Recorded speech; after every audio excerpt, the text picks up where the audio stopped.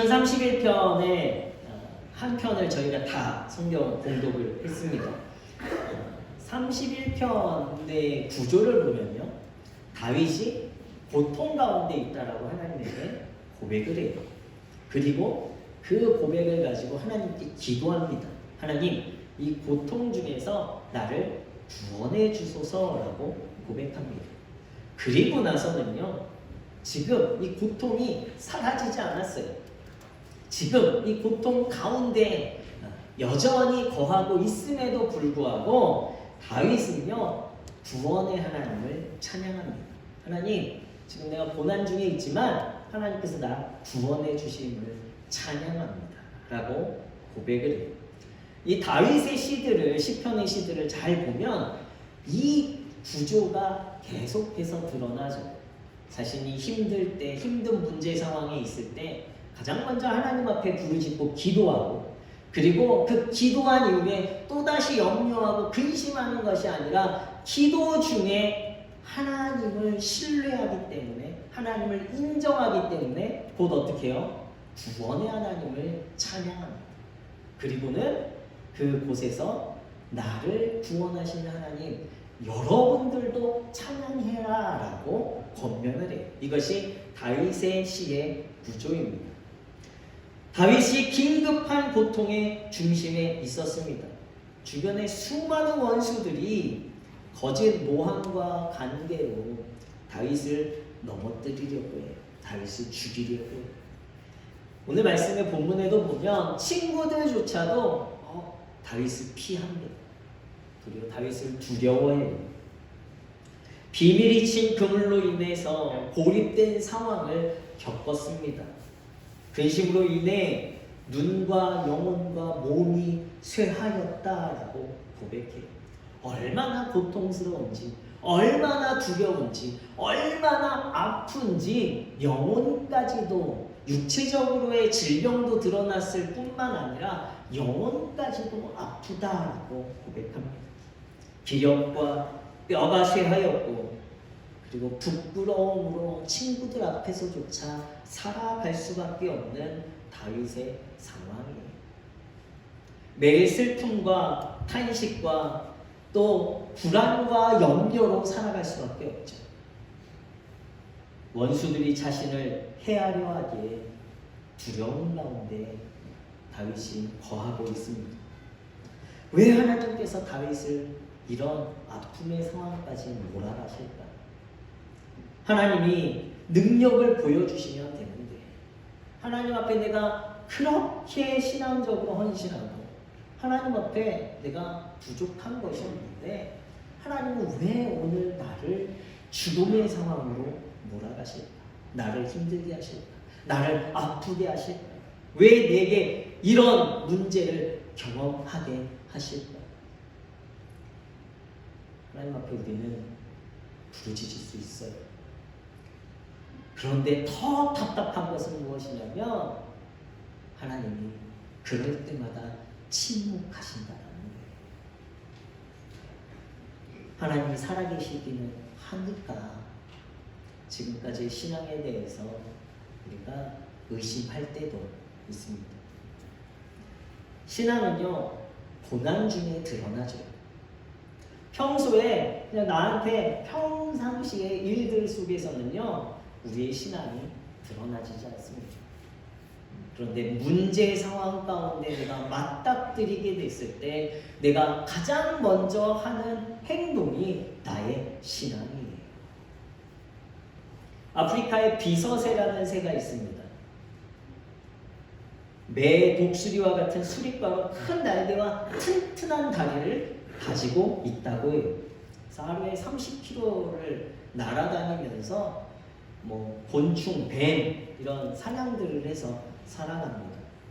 그런데 땅에 내려서 사냥을 할 때에 맹수가 나타나서 맹수에게 공격을 당하기 시작하면요, 이 새가 특이한 행동을 한대요.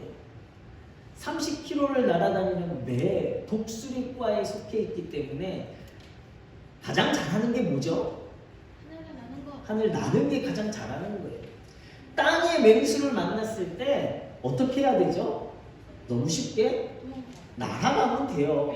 날아가면 아무리 점프를 높이 하는 맹수들이라도 이 비서새를 잡을 수 없습니다. 그런데요, 문제는 뭐냐면 이 비서새가요, 땅에 맹수를 맞닥뜨리게 되면요, 당황한 나머지 나는 걸 몰라요. 그리고 긴 다리, 튼튼한 다리로 뛰어다니기 시작합니다. 그리고 결국에는 어떻게 될까요? 죽어요. 맹수에게 잡혀 먹힌다라고 해요.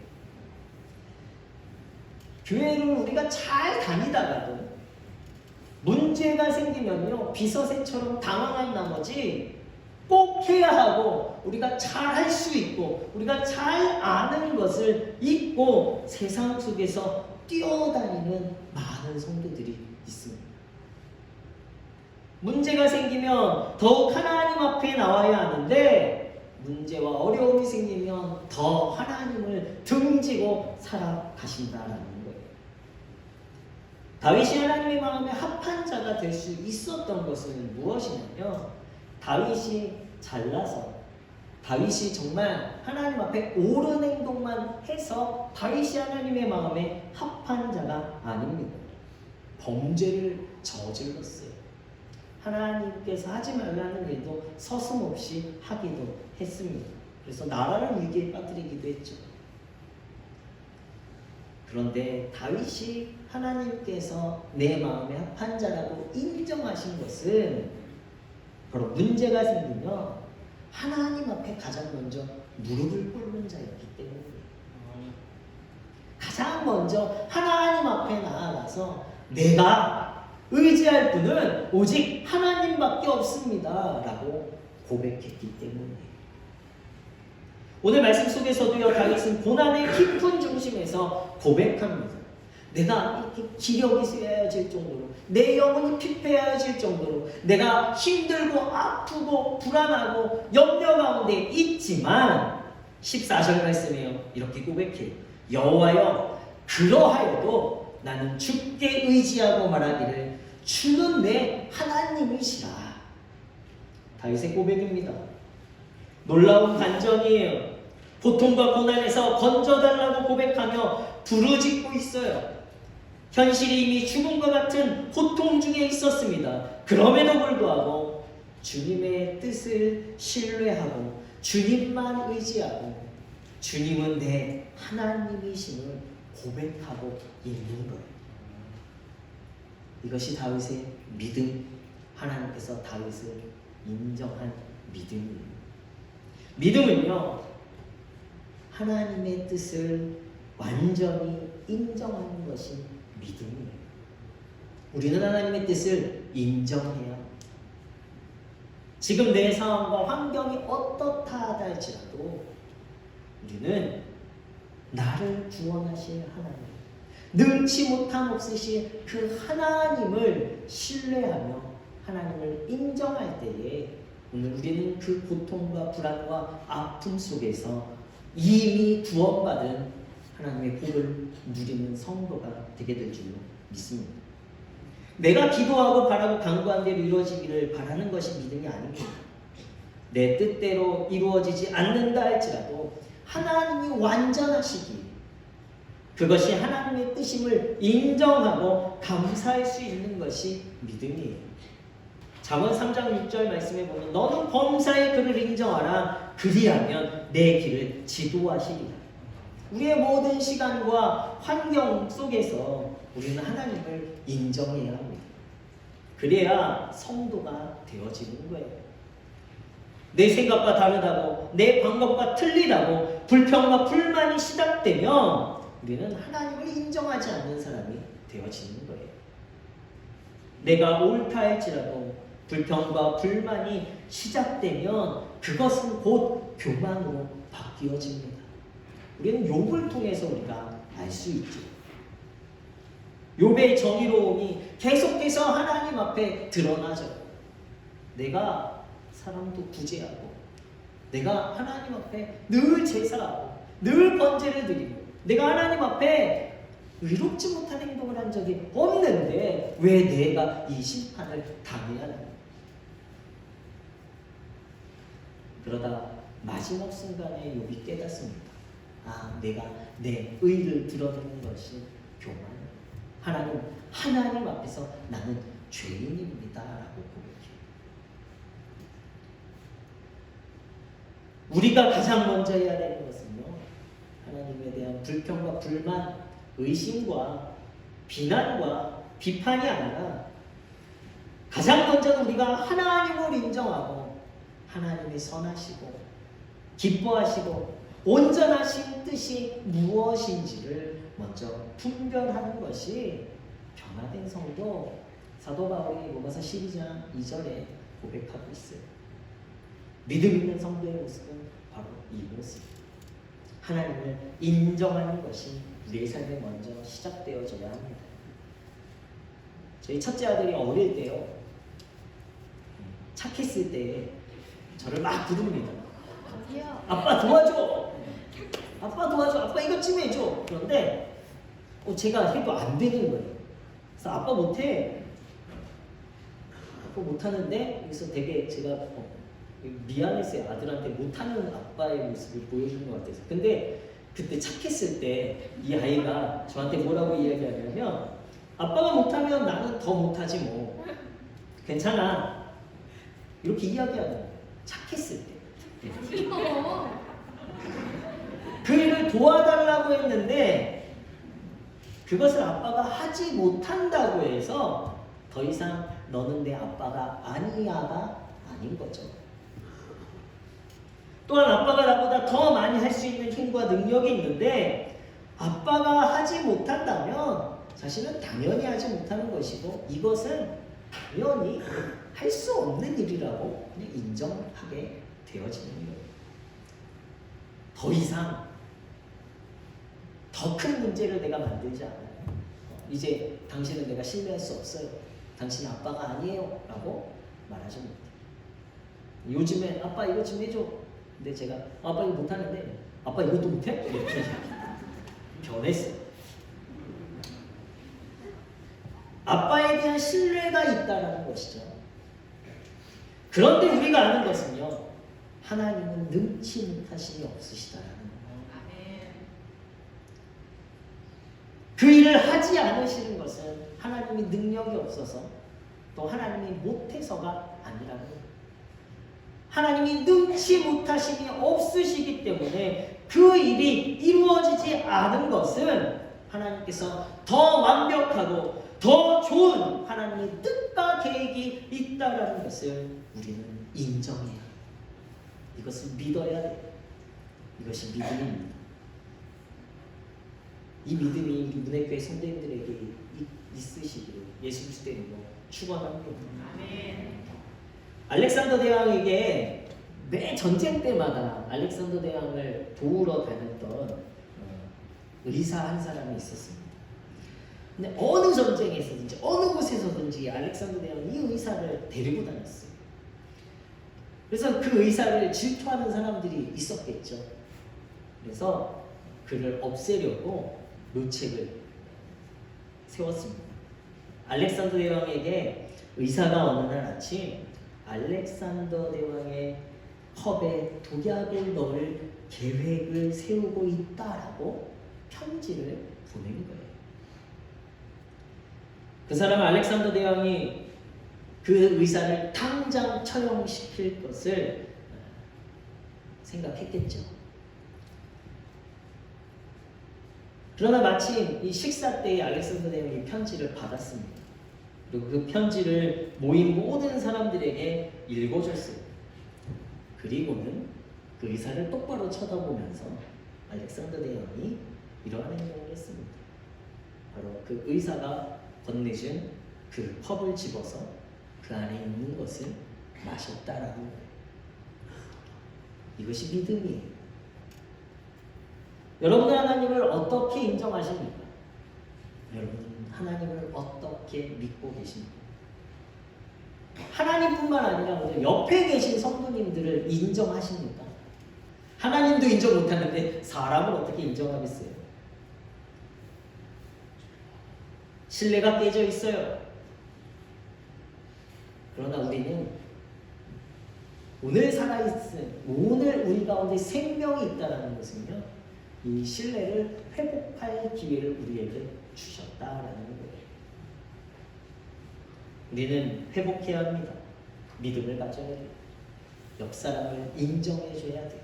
옆에 계신 분 쳐다보면서 그윽한 눈빛으로 한번 인사하겠습니다. 당신을 인정합니다. 다시 한번 진심을 다해서 당신을 인정합니다. 내가 먼저 신뢰해야 합니다. 내가 먼저 믿음을 가져야 해요. 그래야 공동체 안에 하나님의 나라가 시작되어집니다. 내가 지금 옆에 있는 사람도 인정하지 못하는데 내가 지금 이 속한 이 예배가 기쁨이 있겠습니까?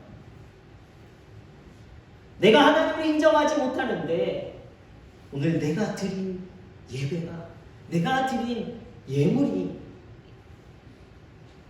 기쁨이 되겠습니까? 오늘 말씀 속에 다윗이 고백하고 있는 고난을 보면요, 예수님의 십자가의 길을 조금이라도 느낄 수 있는 것 같아요. 모든 사람이 피하는 가장 극악무도한 처형의 길을 예수님께서 걸어가셨습니다. 그런데 그 길을 혼자 걸어가셨어요. 사람들의 조롱과 핍박을 받으시며 함께 다녔던 제자들, 그리고 늘 따라다녔던 수많은 무리들조차 다 도망갔어요. 예수님을 통해서 질병에서 고침받았던 사람들도 남아있지 않았습니다. 중풍병자에서 노임받은 사람들, 귀신에서 노임받은 사람들도 남아있지 않았어요. 그 모든 사람들이 예수님이 하나님의 아들이라고, 하나님의 살아계심을 경험했음에도 불구하고 어느 하나 나서서 예수님을 변호해주지 않았습니다. 그런 고난의 길을 예수님은 홀로 걸어가셨어요.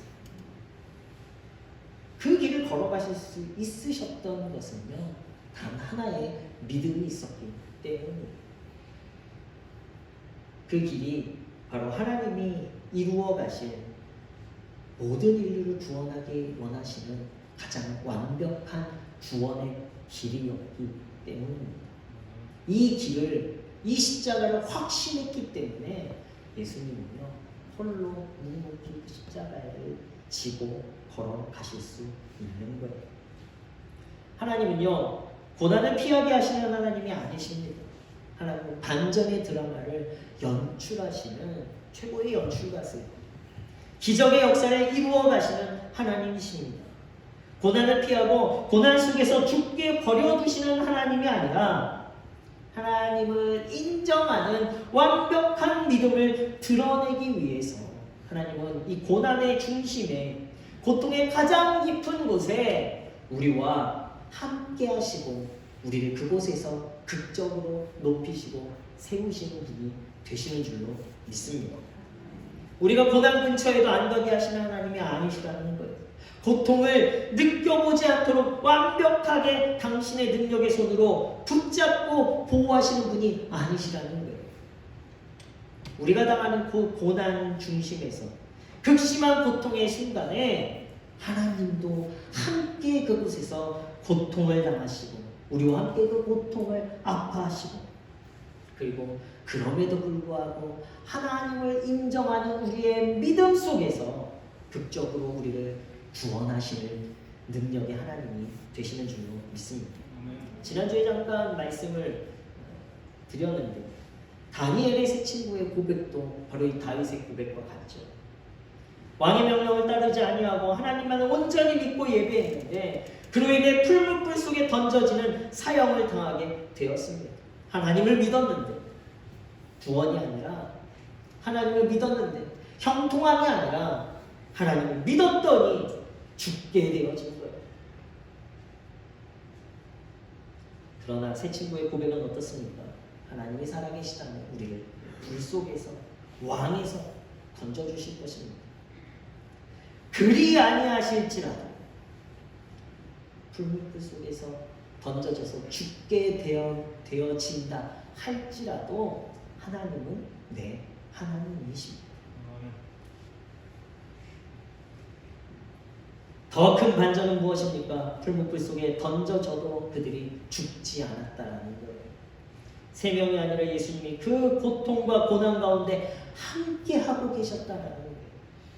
그들을 도우시고 보호하시고 건져내 주셨습니다. 이것이 믿음 있는 그리스도인들이 누려야 할 하나님의 능력이요 은혜요 축복인 줄로 믿습니다. 19절 말씀 보실까요? 주를 두려워하는 자를 위하여 쌓아두신 은혜고 죽게 피하는 자를 위하여 인생 앞에 베푸신 은혜가 어찌 그리 큰지요. 믿음으로 하나님을 인정하는 자, 문제를 두려워하지 않고 더 크신 하나님을 두려워하여서 주님께 피하는 자에게 하나님이 은혜를 쌓아놓으시고 그들에게 그것을 큰 은혜를 주신다라고 고백합니다. 또 20절 말씀에 보면요, 주께서 그들을 주의 은밀한 곳에 숨기사 사람의 꾀에서 벗어나게 하시고 비밀이 장막에 감추사 말다툼에서 면하게 하시리이다. 주님께서 그들을 주님의 날개의 그늘 아래 숨기셔서 거짓말을 지어 헐뜯는 무리에게서 그들을 지켜주신다. 말다툼하는 자들에게서 그들을 건져주신다. 하나님의 지키심과 보호하심이 그 고난 중에 더 완벽하게 드러나지는 거예요. 21절 22절에 또 고백하죠. 여호와를 찬송할지어다. 견고한 성에서 그의 놀라운 사랑을 내게 보이셨음이로다. 내가 놀라서 말하기를 주의 목전에서 끊어졌다 하였사오나 내가 주께 부르짖을 때에 주께서 나의 간구하는 소리를 들으셨나요? 내가 주님을 찬양합니다. 세 번역으로 이렇게 고백하고 있어요. 내가 포위당했을 때 주님이 놀라운 은총을 보여주셨습니다. 내가 놀란 나머지 이제 내가 주님 눈 밖에 났구나라고 말했지만, 생각하며 좌절도 했지만, 그러나 주님께서는 내가 주님께 부르짖을 때에는 내 간구를 들어주셨어요. 이것이 세 번역의 번역이에요. 믿음으로 주님께 부르짖으면 하나님을 인정하는 자의 기도를 들어주시는 줄로 믿습니다. 그래야 다윗은요 23절 24절에 고백해요. 너희 모든 성도들아 여호와를 사랑하고 여호와께서 진실한 자를 보호하시고 교만하게 행하는 자에게 엄중히 갚으시느니라. 여호와를 바라는 너희들아 강하고 담대하라. 하나님을 사랑하고 강하고 담대하게 살아가는 것, 이것이 하나님을 인정하는 성도의 모습입니다. 강하고 담대한 믿음으로 여호와 하나님만을 인정하는 우리 무대의 성도님들 되시길 예수 그리스도 이름으로 축원합니다. 믿음으로 인정해야 돼. 믿음으로 하나님의 뜻을 인정하시기 바랍니다. 세계 2차 세계대전 때에 한 유대인이 독일의 지하벽에 새긴 유명한 말이 있습니다. 햇볕이 보이지 않아도 나는 태양을 믿는다. 비록 느끼지 못하더라도 나는 사랑을 믿는다. 비록 잠잠할지라도 나는 하나님을 믿는다. 그리 아니하실지라도의 이 믿음으로 오직 주님만을 인정하는 우리의 믿음 있는 모든 성도들 되시길 예수 그리스도의 이름으로 축원합니다.